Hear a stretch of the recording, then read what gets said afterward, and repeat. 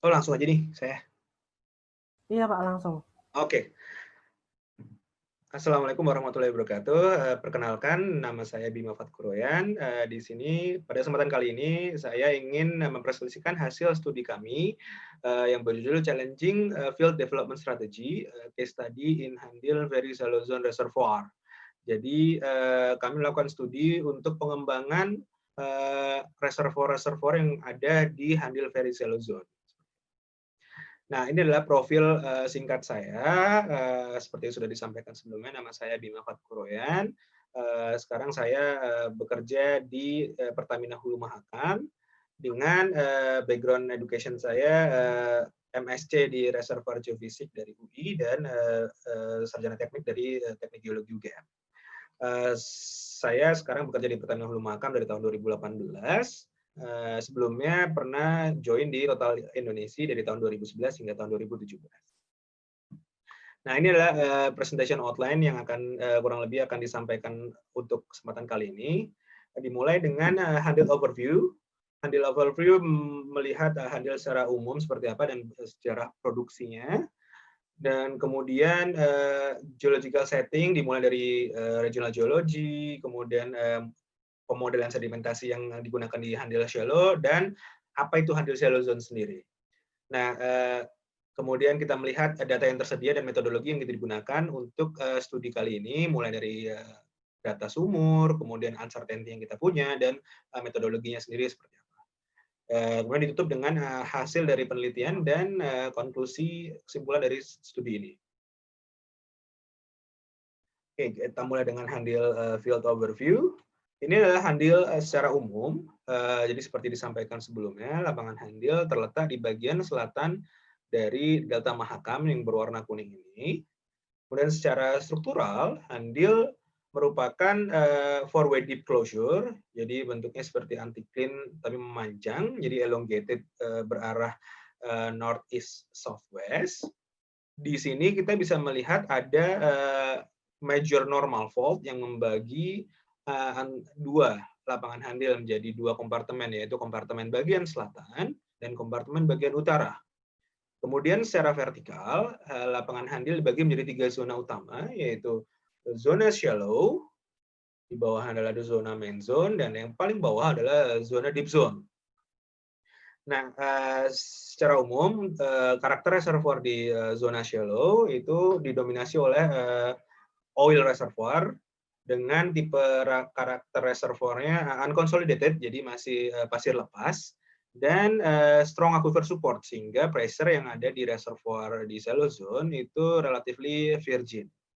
Kemudian di bagian main zone itu karakter reservoirnya lebih consolidated dan diisi dengan oil dan beberapa gas cap.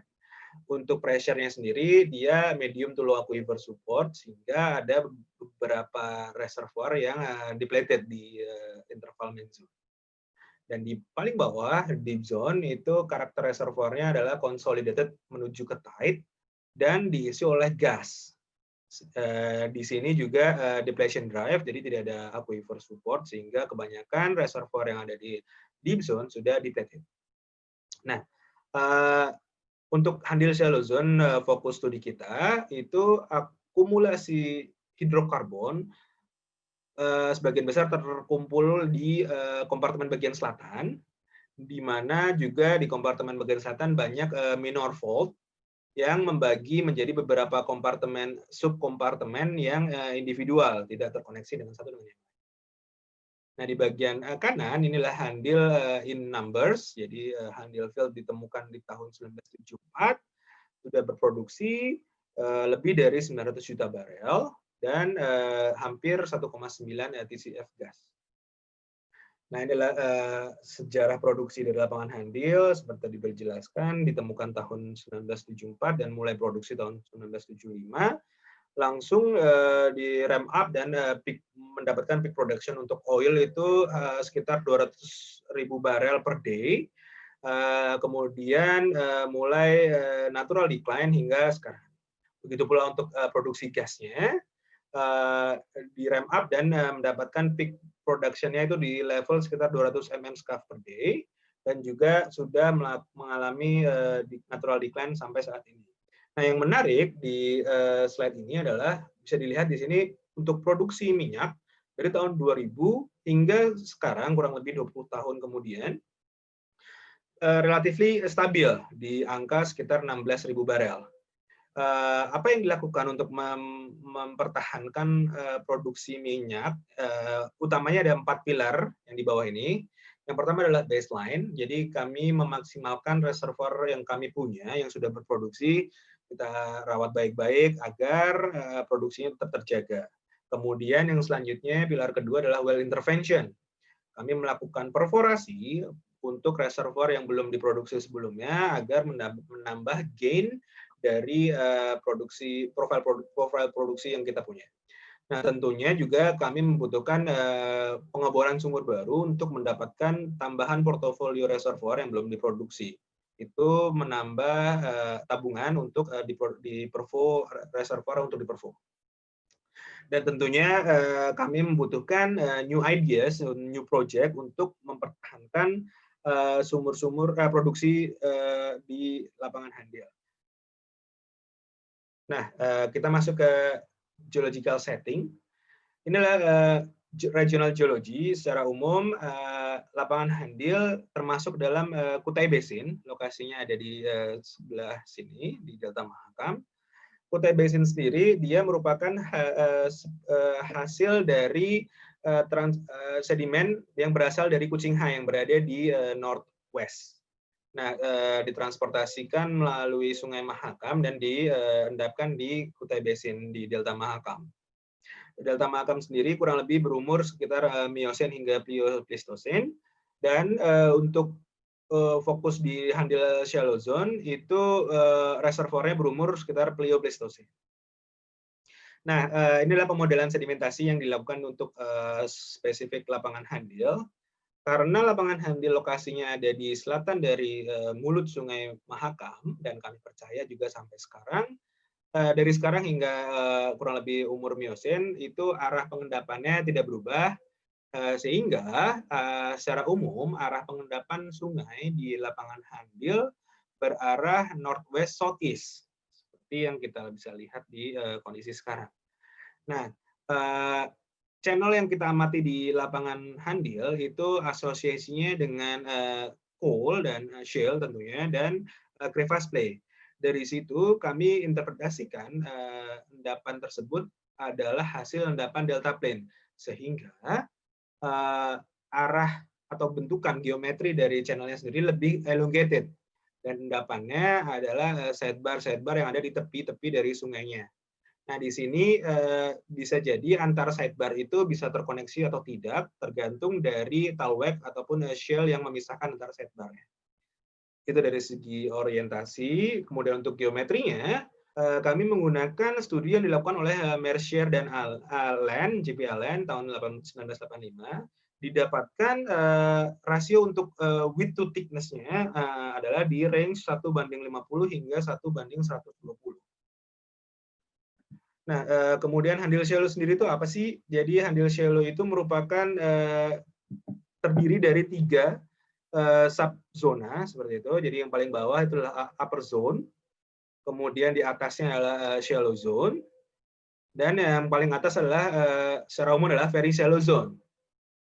Nah, di sini kita bisa melihat inilah kompartemen bagian selatan, inilah Handil manifold-nya. Terus kemudian di bagian selatan kompartemen terdapat beberapa minor faults yang membuat menjadikan beberapa kompartemen individu masing-masing yang tidak terkoneksi. Nah, di sini fokus dari studi ini adalah pengembangan di zona extreme very shallow di atas marker R0-02, itu yang jarang dikembangkan, sampai sekarang baru ada 2 sumur, sehingga kita tertarik untuk melihat dan melakukan studi untuk pengembangan interval extreme very shallow zone. Data dan metodologi. Nah, kita bahas dari well data dulu. Jadi data sumur yang kita temukan di interval extreme very shallow zone itu terbatas di dekat-dekat platform area. Jadi yang warna merah kotak merah ini adalah lokasi platformnya, dan sumur-sumurnya terkumpul di dekat-dekat platform karena interval depth-nya masih sangat shallow. Jadi departure jarak antar dari platform tidak bisa terlalu jauh. Nah, dari situ kita juga tahu karakter oil yang ada di reservoir Handil Extreme Very Shallow Zone ini adalah heavy oil. Kami pernah melakukan tes laboratorium, didapatkan API-nya sekitar 17 degree. Nah, dari situ karena kita tahu itu heavy oil, kita membutuhkan special lifting mechanism. Jadi ada 2 sumur yang sudah pernah memproduksi dari interval ini, yaitu sumur X0 dari tahun 82 hingga tahun 2014. Itu kumulatif produksinya cukup bagus, lebih dari 400.000 barel. Kemudian juga ada sumur X99, itu tahun 2007. Nah, karena membutuhkan mekanisme yang khusus, baru 2 sumur ini yang memproduksi dari reservoir Extreme Very Shallow Zone, sehingga ini sangat menarik untuk dikembangkan. Tapi untuk mengembangkan area di interval Extreme Very Shallow Zone itu juga banyak uncertainty-nya. Dari segi jumlah sumurnya sendiri, itu tidak terlalu banyak jumlah sumur yang tersedia di Handil Very Shallow Zone. Kemudian set data yang kita punya itu juga tidak terlalu lengkap karena interval Handil Very Shallow Zone itu sangat masih shallow dan masih loose, sehingga tidak semua data yang bisa dilakukan di situ. Sebagai contoh, untuk melakukan reservoir characterization di lapangan Handil, kami biasanya membutuhkan dataset berupa gamma ray, resistivity, neutron, dan density. Karena interval Handil Extreme Very Shallow Zone ini sangat dangkal, neutron density yang membutuhkan radioactive source untuk diakuisisi itu tidak disarankan karena berbahaya, sehingga tidak banyak sumur yang mempunyai data neutron density di interval tersebut. Nah, namun kami juga menggunakan data tambahan yang lain seperti gas data yang berwarna merah ini, dan juga cutting data, apakah terlihat adanya oil show pada saat pengeboran di dalam cutting. Itu membantu kami untuk menentukan fluida apakah isinya masih hidrokarbon seperti yang kami harapkan atau yang lain. Nah, di situ menimbulkan adanya uncertainty untuk fluid status. Selain itu, karena keterbatasan data yang tidak terlalu banyak, kami juga mempunyai uncertainty untuk channel geometrinya. Dari segi orientasi, kemudian arahnya juga kami mempunyai uncertainty. Harapannya uncertainty tersebut dapat dikurangi atau dieliminasi menggunakan data seismik. Namun, setelah melihat data seismiknya tidak terlalu bagus kualitasnya karena juga masih di interval yang sangat dangkal, sehingga banyak noise, near surface noise, dan juga menghasilkan artefak-artefak yang tidak tepat atau kurang reliable. Nah, kemudian kita masuk ke metodologi bagaimana cara kami mendapatkan tempat yang paling tepat untuk mengembangkan daerah interval Handil Extreme Very Shallow Zone. Pertama, kami melakukan static dynamic synthesis, menggabungkan data well data, kemudian geophysical attribute, dan juga dynamic data. Kami dari situ bisa menghasilkan sweet spot area di mana tempat yang paling tepat untuk melakukan pengeboran sumur. Dari situ juga melakukan exercise untuk tipe arsitektur sumur yang paling bagus, paling optimum, dari segi platform availability, dari segi juga trajektorinya. Mana yang paling mudah dan paling murah untuk mengembangkan daerah ini. Kemudian dari tipe kompresi dan lifting yang paling tepat juga kami melakukan exercise untuk semuanya digabungkan agar mendapatkan mekanisme atau strategi yang paling efektif dan optimum untuk mengebor sumur di Handil Extreme Very Shallow Zone. Nah, hasilnya seperti apa? Dari static dan dynamic synthesis, kami mendapatkan sweet spot area. Dari sini kita mempunyai tahu di mana bentukan channelnya secara orientasi dan geometri berdasarkan general trend yang dipunya di lapangan Handil dan rasio width to thickness-nya. Jadi bisa dilihat di sini adalah bentukan channelnya yang warna merah dan orange ini, dan kemudian kita membuat interpretasi ekstensi dari sidebar yang didapatkan dari well data. Kemudian NetPay-nya kami menggunakan kontak yang teramati di sumur, sehingga bisa mendapatkan sweet spot area yang berwarna hijau kekuningan ini. Dari situ kami bisa melihat area mana yang paling optimum untuk melakukan pengembangan. Dari sini kita bisa melihat ada 2 lokasi sumur usulan, XX1 dan XX2, itu sudah mempertimbangkan lokasi platform dan lokasi sweet spot yang paling bagus. 2 sumur diusulkan untuk dikembangkan di interval handle extreme very shallow zone. Nah, untuk tipe arsitektur sumurnya, itu kami memilih one phase well. One phase well itu adalah sumur yang tipe arsitektur sumur yang lebih simpel dan murah, karena dia tidak mempunyai banyak open hole section. Jadi cuma butuh satu open hole section. Dari sini bisa dilihat ini adalah conductor pipe dan langsung ke production section-nya.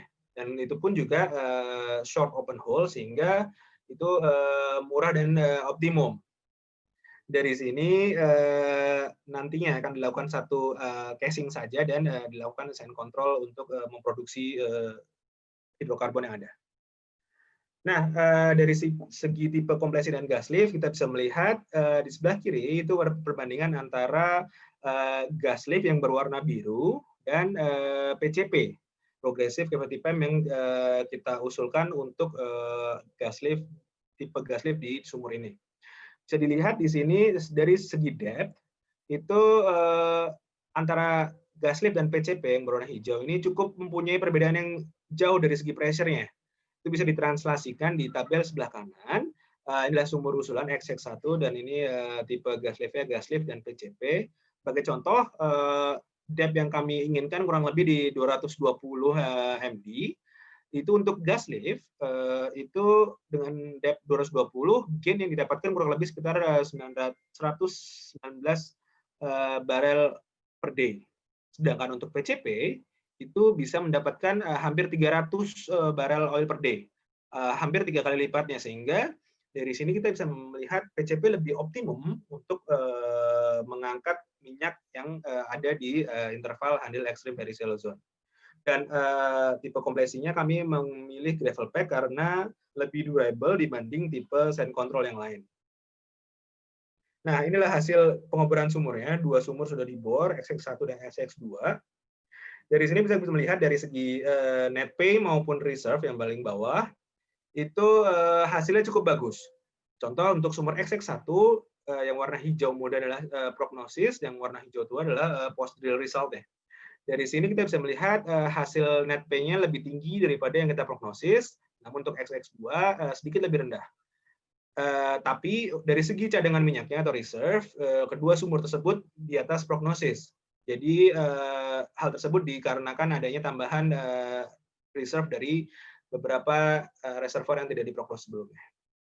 Nah, untuk menutup studi kali ini, kesimpulannya adalah static dynamic synthesis adalah parameter utama untuk mengetahui dan memahami kondisi bawah permukaan dari area of interest, sehingga kita bisa mendapatkan sweet spot area yang dapat dijadikan game changer seperti itu untuk development strategi di lapangan handil.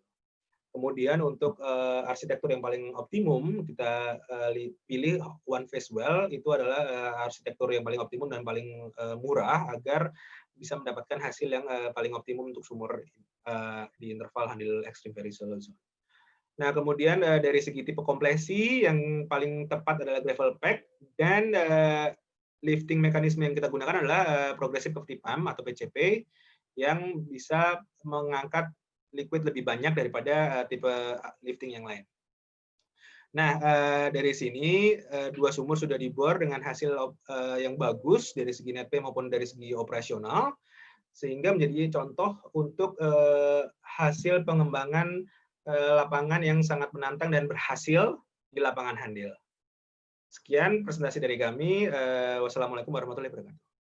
Terima kasih.